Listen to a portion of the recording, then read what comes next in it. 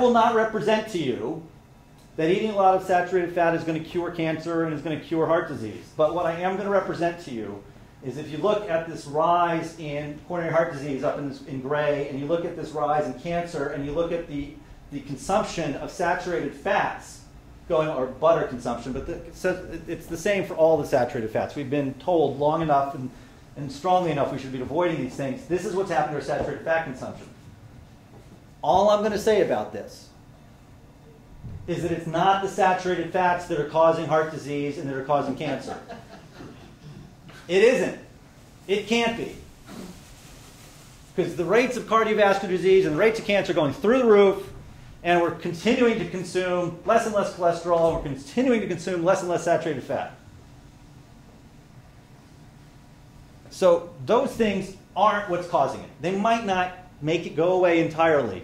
Probably would be better if we were consuming more saturated fat and more cholesterol.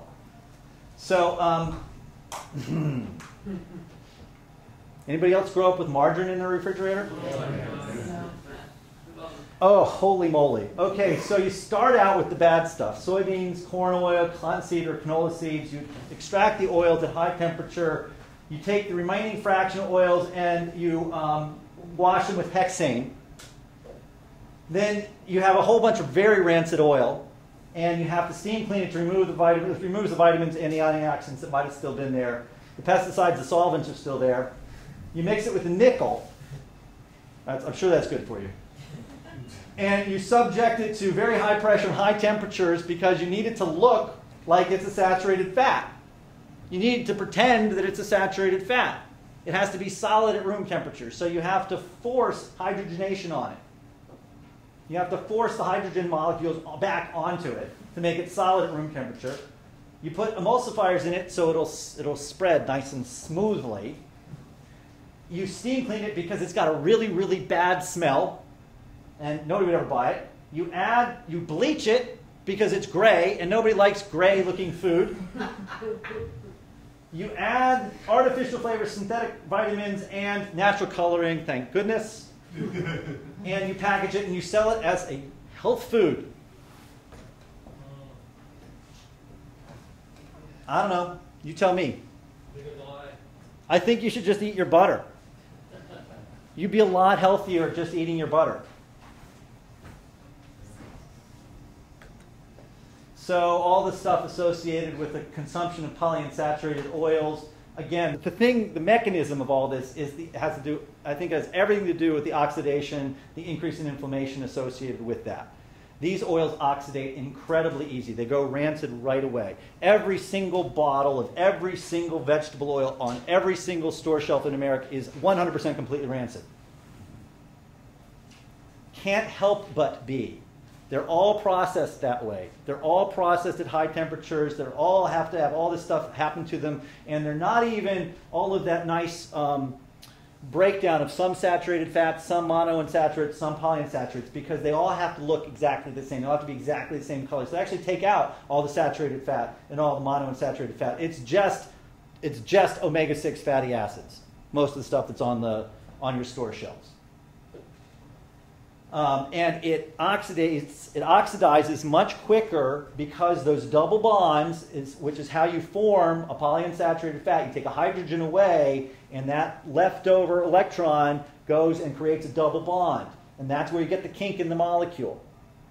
Those kinks in the molecule are more susceptible to being oxidated by the presence of oxygen or by the presence of heat. And what do? You get a free radical. So as soon as you put that stuff in your fry pan, and you turn the heat on, you are cooking yourself up a breakfast, lunch, or dinner full of free radicals. Every time you make your popcorn in it. Anytime you cook anything in it. It's nothing but free radicals. And this is primarily my understanding of what is associated with the fact that we have all of these lesions happening inside of our bodies, especially in our arteries and so on and so forth. So we were promised that this low-fat diet, if we lowered their fat intake, coronary bypass surgery would be rare by the end of the century.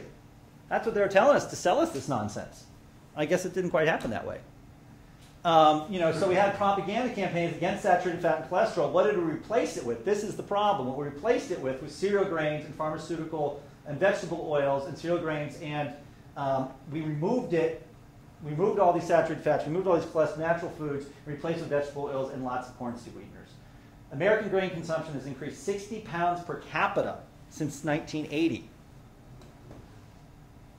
per year.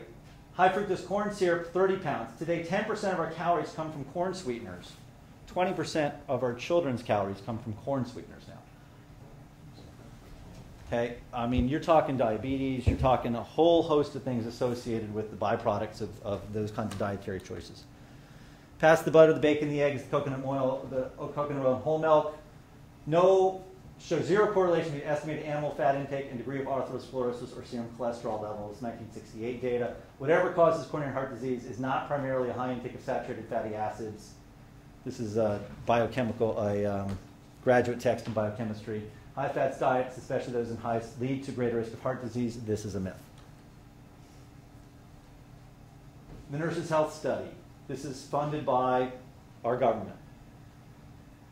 Clearly contradicts low fat as good health message. Total fat consumed has no relationship to heart disease risk. Okay, this is 300,000 nurses.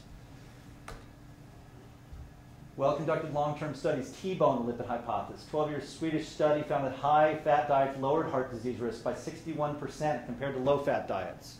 Start looking at the data, folks. It's out there. Don't get caught up. Gary Taub's Good Calories, Bad Calories. A wonderful book because it's short and it's simple.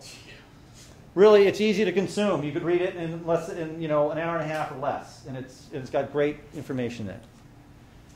All right, so this guy Willett, who conducted the nurses' health studies at Harvard, he's the head of the Harvard Health Department that conducted these studies. He said the federal government spent $100 million conducting these studies, and not one governmental agency has changed its guidelines to fit the data. Not the FDA, not the nutrition, not what we're supposed to be eating in foods, not what the school people, the kids are getting in school, none of it. We paid for it. We got the data. It's there. It says something completely different than what we're all being sold.